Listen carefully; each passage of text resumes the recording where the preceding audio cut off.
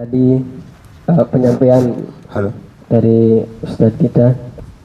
Nah, sekarang kita masuk pada sesi tanya jawab. Dalam hal ini silakan bagi teman-teman yang ingin bertanya disiapkan pertanyaannya yang insya Allah akan dijawab oleh beliau. Silakan. Yuk. Ada. Dari saudari Nai. Oh ini ya, dari saudara Iswandi. Nah biar bisa caranya. Bismillahirrahmanirrahim. Assalamualaikum warahmatullahi wabarakatuh. Waalaikumsalam warahmatullahi wabarakatuh. Alhamdulillahirabbil alamin wassalatu wassalamu ala asyrofil anbiya'i wal mursalin wa ala alihi wa ashabihi kiram jama'in. Amma ba'du. Terima kasih atas kesempatannya moderator. Alhamdulillah, segala puji bagi Allah yang telah memberikan kita kesehatan sehingga kita semua bisa berkumpul di kampus tercinta kita ini dengan acara muzakarah, Ustaz ya, muzakarah. Baik, sesuai dengan tema mantapkan niat. Itu mantapkan niat. Mantapkan niat, ikhlaskan hati dalam menuntut ilmu. Baik, sama-sama kita semua sudah mengetahui banyak sekali orang yang niatnya begitu besar untuk sukses, niatnya begitu besar untuk mendapatkan apa yang ia inginkan, namun prosesnya namun prosesnya yang ia tidak bisa lewati prosesnya. Nah, jadi di sini pertanyaan saya, bagaimana caranya kita menanggulangi atau kita mengkuatkan diri agar niat itu lebih kuat dan prosesnya juga kita jalani sesuai dengan niat kita, ya. Ya, biar istiqomah, biar sesuai dengan niat kita. Niat kita kan begitu besar untuk mendapatkan apa yang kita inginkan. Nah, jadi bagaimana caranya kita sesuaikan niat dengan prosesnya agar kita tidak ya, istilahnya orang yang mau pergi ke suatu tempat yang ia inginkan, namun di tengah jalan ada halangan atau rintangan, dia balik lagi gitu, Ustaz. Dan yang kedua, masalah ayat Quran yang tadi itu Al-Baqarah, Alif Lam Mim zalikal kitabul la raiba fihi hudal lil muttaqin. Nah, pertanyaan saya di sini juga, kenapa hudal lil muttaqin? Kenapa enggak hudal lin nas begitu kan? Petunjuk bagi seluruh manusia. Al-Quran kenapa tidak petunjuk bagi seluruh manusia? Kenapa hudalil muttaqin saja begitu? Sedangkan kan Al-Quran itu petunjuk bagi seluruh manusia. Barang siapa yang ingin masuk ke agama Islam ini, maka kan dia diterima begitu sesuai dengan Al-Quran. Al-Quran ini kan hudal linnas gitu. Sekian, assalamualaikum warahmatullahi wabarakatuh. Waalaikumsalam warahmatullahi wabarakatuh. Ya, langsung saja mungkin dijawab. Ya baiklah, terima kasih atas pertanyaan Adik Iswandi. Bagaimana cara memantapkan niat? Karena ternyata walaupun banyaklah di antara kita sudah bertujuan untuk mencapai sesuatu, misalnya dalam hal diskusi kita menuntut ilmu, ya sukses untuk mendapatkan ilmu yang barokah, tetapi putus di jalan, atau sudah sampai tapi tidak mendapatkan bagian yang sempurna, atau tidak mendapatkan ilmu yang banyak dan barokah. Nah, jadi saya bercerita kalau masalah teori atau ayat mungkin banyak sekali bisa kita baca di referensi kita ya. Jadi tergantung individu kita ya. Tergantung masing-masing kita bagaimana caranya begitu. Nah, jadi tentunya kita kembali dulu ya. Man arafa nafsah arafa rabbah gitu. Kembali ke diri sendiri dulu. Ya, barang siapa yang mengenal dirinya, maka dia akan mengenal Tuhannya. Nah, dalam konsep menuntut ilmu, barang siapa yang mengenal jati dirinya, maka dia akan mengenal apapun yang akan dilakukannya. Contohnya dalam menuntut ilmu. Jadi kita kenal dulu diri kita ini, ya. Kita misalnya berada di Stit Palapa Nusantara. Adik-adik jurusannya pendidikan agama Islam. Nah, jadi Anda kenal dulu siapa saya gitu kan. Siapa, di mana kita berada, sedang apa Anda. Ini yang paling penting. Supaya nanti di situ ada klarifikasi ya, kegiatan-kegiatan yang akan menghalangi tujuan Anda menuntut ilmu, khususnya dalam bidang pendidikan agama Islam. Nah, ketika Anda sudah mengenal diri bahwa Anda ini mahasiswa pendidikan agama Islam, maka tentu nanti ada time schedule atau kegiatan-kegiatan itu pasti ada pembagian untuk kegiatan Anda. Untuk tadi itu gitu. Nah, khususnya terhadap mata kuliah yang sudah dijadwalkan. Ini tahap pertama. Yang kedua, setelah mengenal diri, tentu time manajemennya, teorinya ya, tadi sudah saya sebut. Bagaimana Anda mengatur waktu untuk mempelajari ya, mata kuliah yang ada atau ilmu-ilmu yang Anda targetkan. Nah, misalnya Anda free ya, no activity in the morning, in the night misalnya. Nah, di sini kan jadwalnya dari jam 2 sampai ya sore ya, sampai malam ya, sampai sore ya. Nah, berarti Anda kenal dirinya dulu. Kalau punya pekerjaan misalnya mengajar atau di kantor dan sebagainya, kenal diri di situ. Nah, jadi time manajemennya di situ nanti. Maka pembagian mata kuliah itu nanti di situ kita bagi dengan aktivitas-aktivitas yang lain. Dan itu makanya di sini tidak bisa terlepas antara yakin, ikhlas dan istiqomah begitu. Nah, Anda harus yakin, terus ikhlas, kerjakan itu sesuai dengan time schedule. Istiqomah, jadi setiap hari, setiap malam itu diulangi.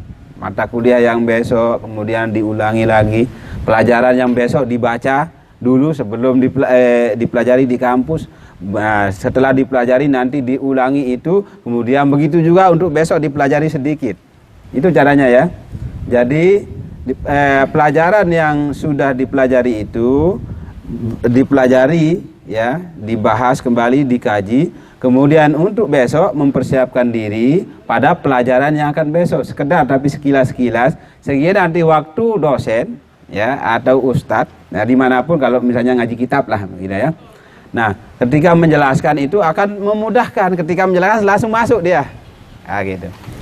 Nah, yang kedua, kalau pribadi saya dulu kebetulan alhamdulillah ada amalan yang dijazahkan langsung oleh Al-Maghfurullah Maulana Syekh Tuan Guru Kiai Haji Muhammad Zainul Abdul Majid tahun 1994 ya. Mana? Ya. Di situ jadi doa ya, ad-du'a'u muhul ibadah. Kebetulan ada doa yang diberikan dijazahkan oleh beliau namanya Al-Maghnatis.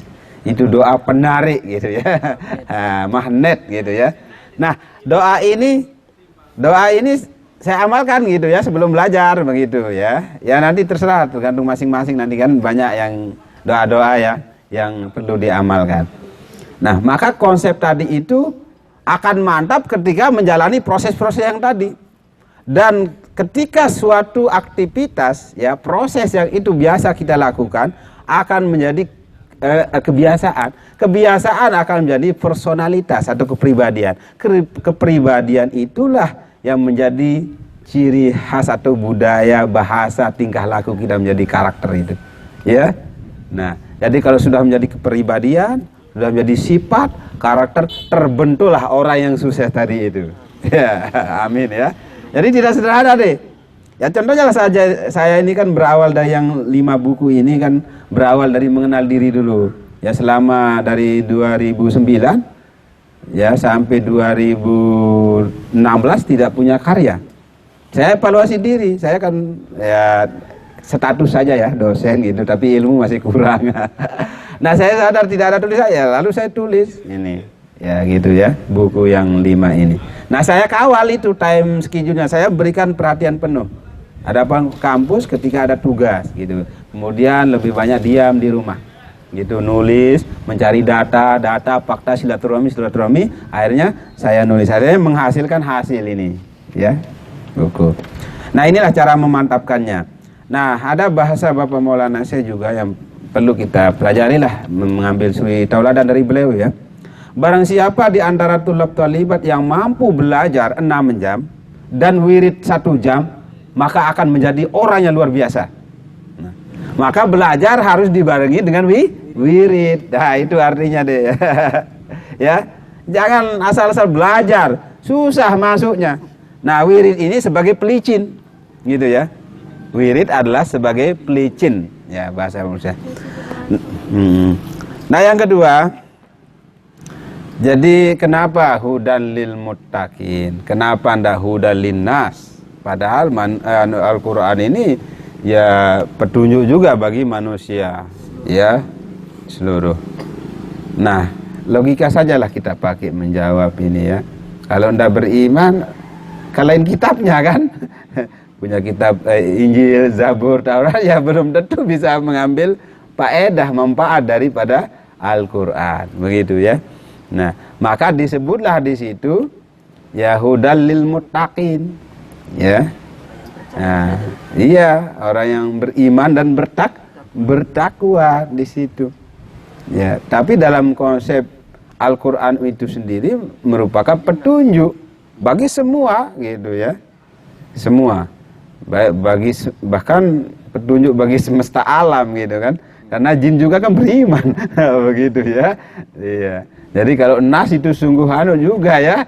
Sungguh statusnya juga tidak luas jadinya kan, karena ada jin dan manusia yang itu malaikat bahkan kan.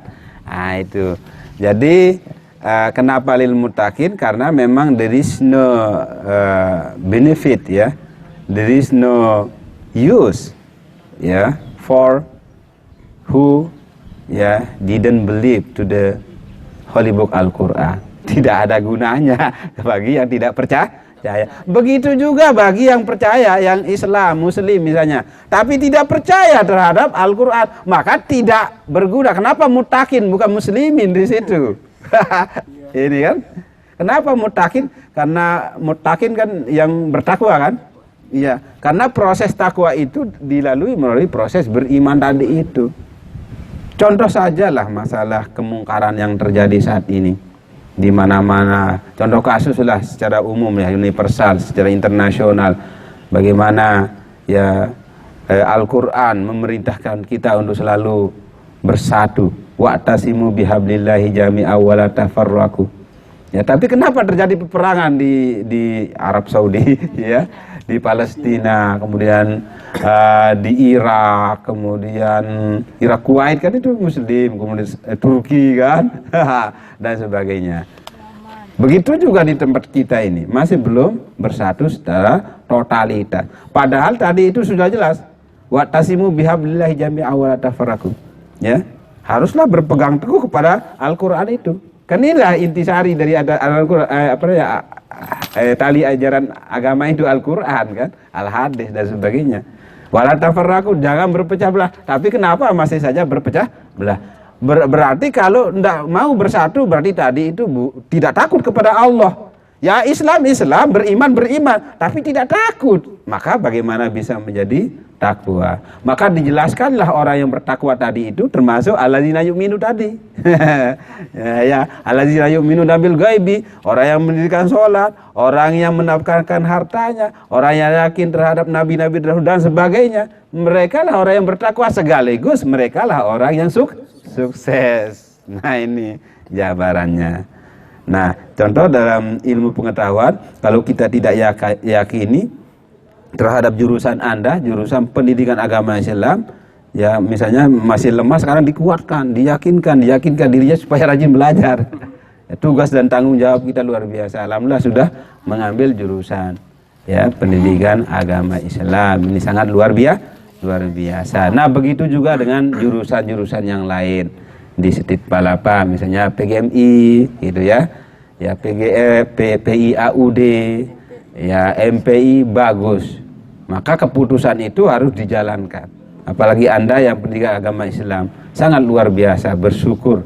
Mungkin lewat inilah kita semakin kuat ya iman kita, takwa kita, ya status kita di hadapan Allah sebagai orang yang mukmin. Ya, ingatlah orang yang mukmin itu mana ya orang yang beriman? Ya innamal mu'minuna alladzina idza dzukirallahu wajilat qulubuhum wa idza tuliyat ayatu zadathum imana wa ala rabbihim yatawakkalun. Nah, lamun stres bangunin tema diskusi kita ini.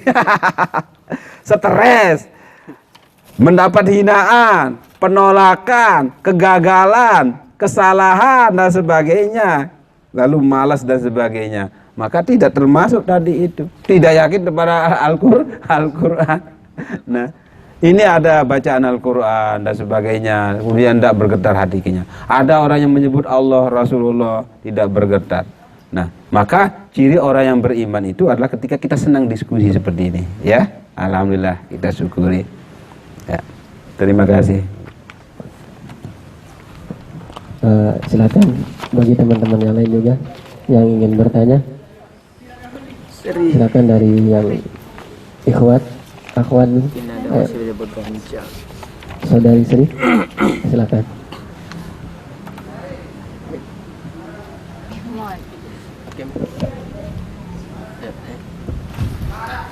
Bismillahirrahmanirrahim. Assalamualaikum warahmatullahi wabarakatuh. Waalaikumsalam warahmatullahi wabarakatuh. Langsung aja ke pertanyaannya. Bagaimana cara mengatasi niat yang tertunda terhadap melakukan hal yang kebaikan, Pak? Misalkan kadangnya hari ini kita niatnya belajar, tapi kita tunda gitu kan untuk melakukan hal yang baik. Jadi pertanyaannya bagaimana cara mengatasinya? Sering-sering menunda. Iya, sering-sering menunda. Iya. Sekarang niatnya mau belajar. Nanti berubah gitu ya. Belajar terus berubah. Ya, memang ini pertanyaan yang biasa tetapi memang sulit dijawab karena untuk menjalankannya gampang untuk menjawabnya ya. Tapi untuk menjalankannya juga susah juga. Nah, kalau ya lari-larilah ke pengalaman pribadi saja ya. Ya, pengalaman pribadi yang pertama kan tentunya memang kan banyak hal sebenarnya yang membuat diri kita ini merasa enggan, malas dan sebagainya. Yang pertama dalam konsep hubungan sosial misalnya, yaitu the human being is conditioned by his or her environment. Ini yang pertama masanya. Orang itu, manusia itu dipengaruhi oleh lingkungannya. Maka jawabannya tadi, ciptakan lingkungan positif, di mana di lingkungan itu ada budaya akademisi, budaya belajar, budaya membaca, budaya berpikir, budaya, ini salah satu caranya ya, budaya muzakarah, budaya tukar pikiran, mengkaji, mutalaah dan sebagainya. Itu jawabannya yang pertama ya. Jadi lingkungan itu kita ubah budaya kita itu, dan ini harus kita punya sekat. Jadi ketika kita belajar dan sebagainya, kita ke fokus itu, jadi membatasi diri dulu dari lingkungan-lingkungan yang akan menghalangi kita untuk proses belajar itu. Nah, bukannya tidak baik lingkungan itu, misalnya silaturahmi, bertemu dengan teman, atau nelpon dengan pacar, chattingan, SMS, WA-an itu dibatasi dulu. Karena ini lingkungan itu berada sudah di badan kita, di kantong kita sekarang ini ya. Gitu, betul kan? Iya. Nah, jadi kalau kita mampu memanfaatkan teknologi, oke gitu ya. Atau belajar lewat bersama teman atau pacar, it's okay. Bermain lewat media itu, ciptakan itu juga. Pokoknya sesuatu yang kelihatan negatif itu bisa menjadi positif. Ya, HP positif sekali bisa dijadikan media.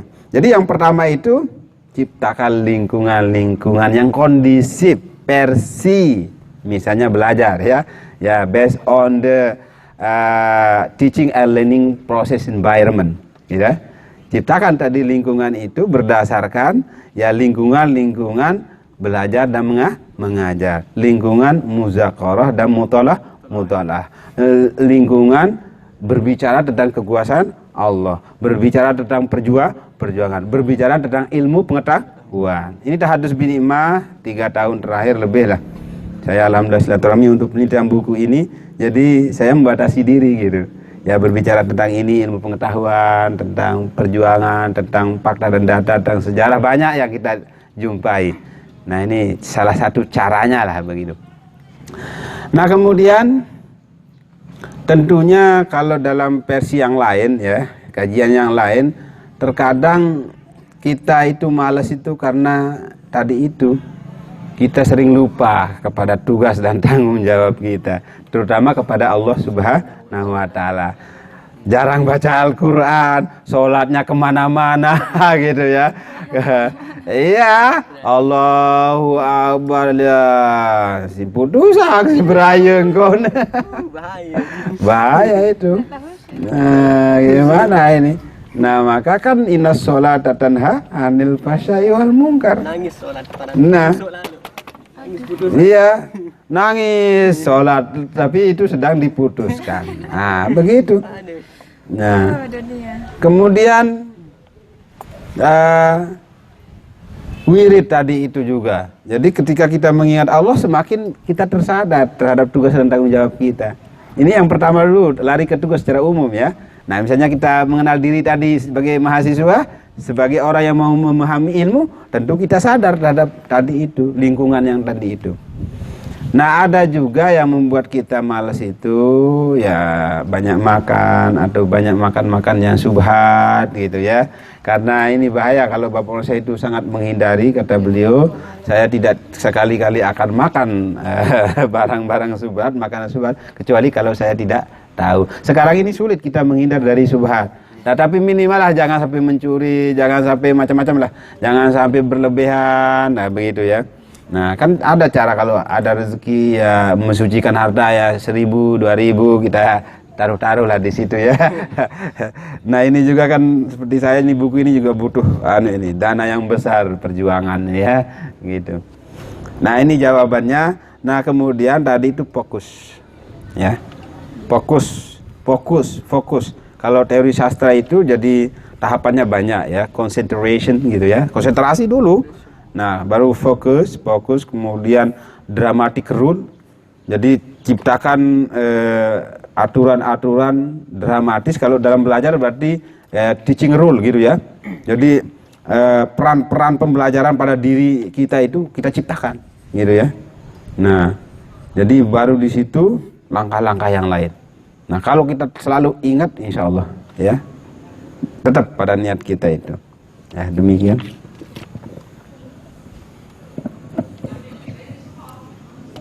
Cik. Ya,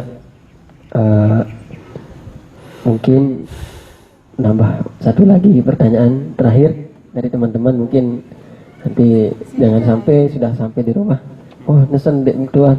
Nah, biar kita tidak merasa ada yang berganjal gitu di dalam hati. Silakan, Sri. Sudah paham.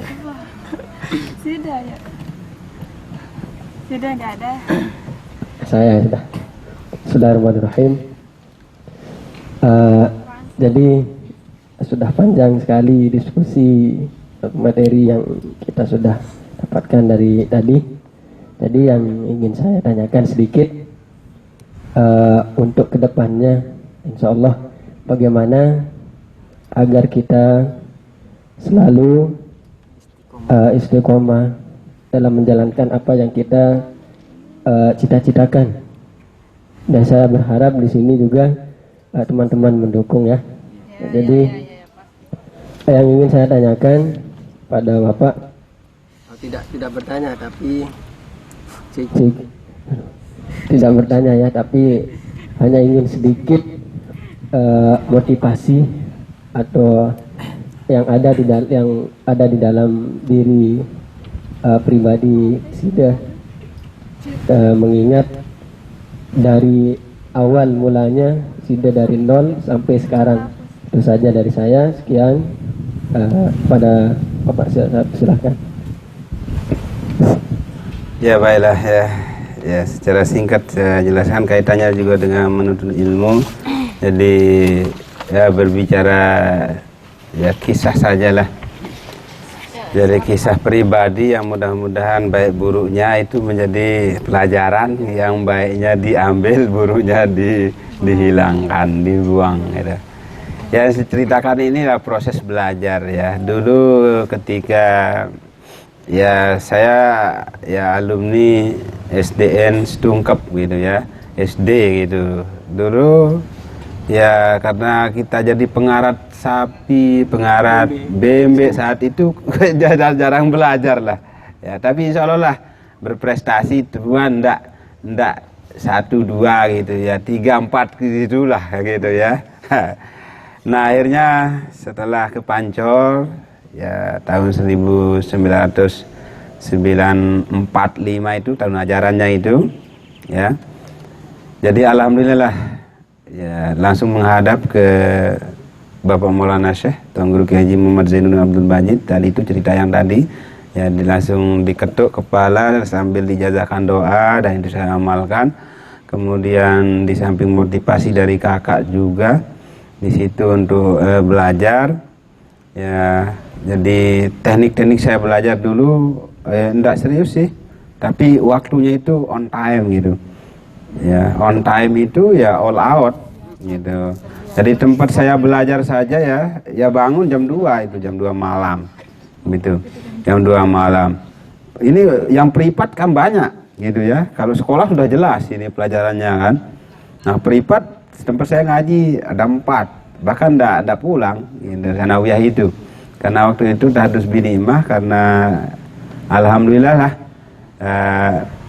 prestasi saat itu ya tahdus binimah sajalah, karena mungkin tadi itu karena proses ya, karena wiridnya mungkin sedikit dulu sih. Kalau sekarang ini kan kurang wirid kita ya.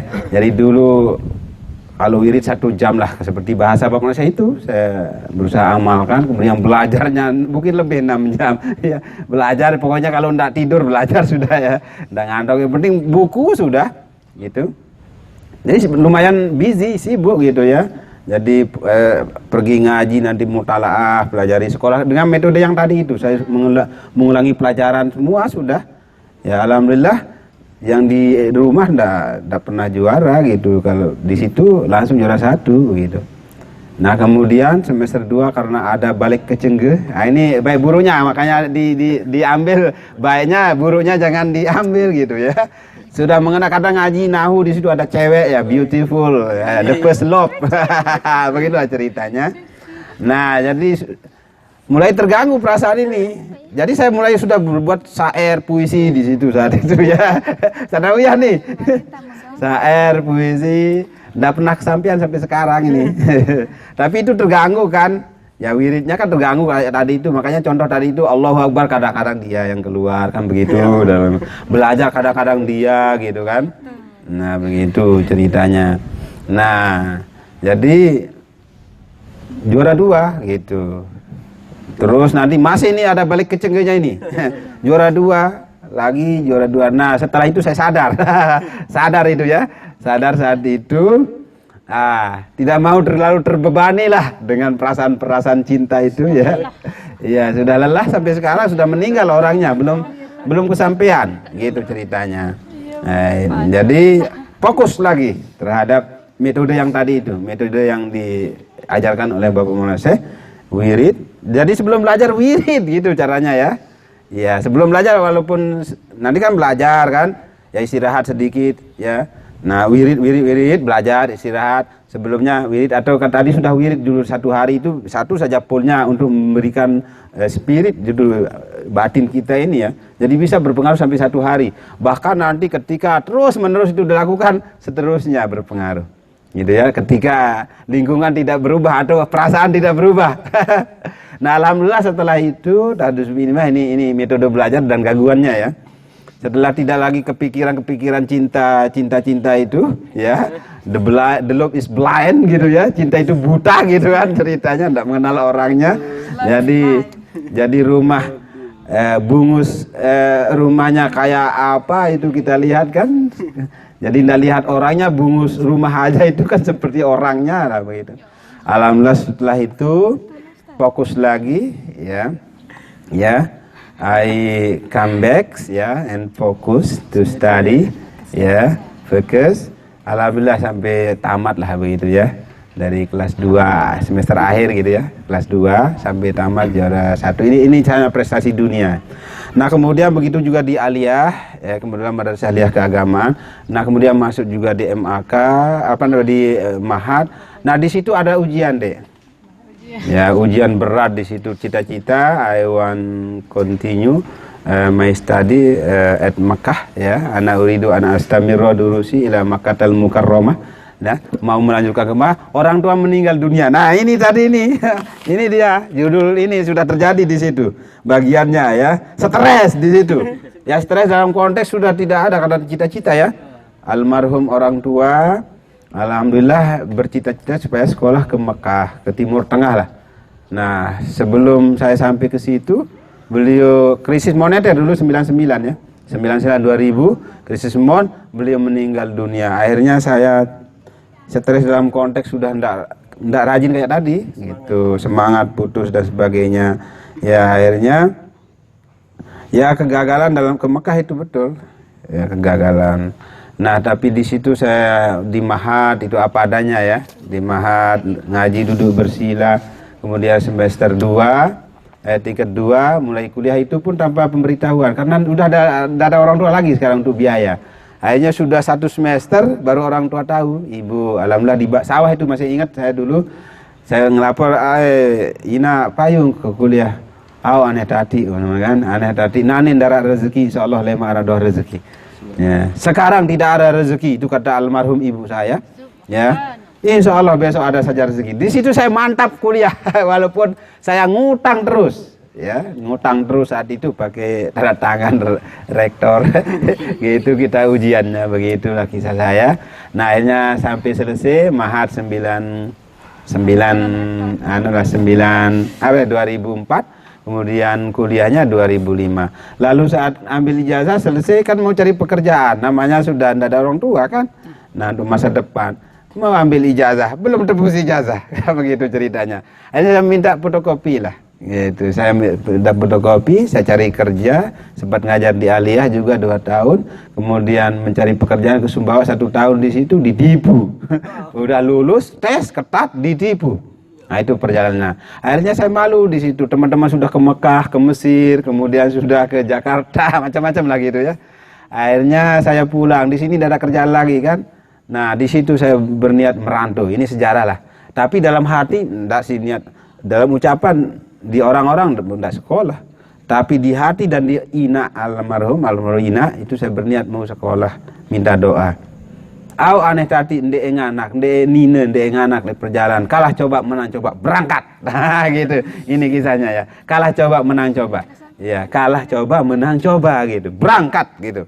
Nah, alhamdulillah disitulah saya terus bersemangat ke Jakarta. Saya jual motor, sepeda motor, saya ambil 1 juta untuk ongkos saya.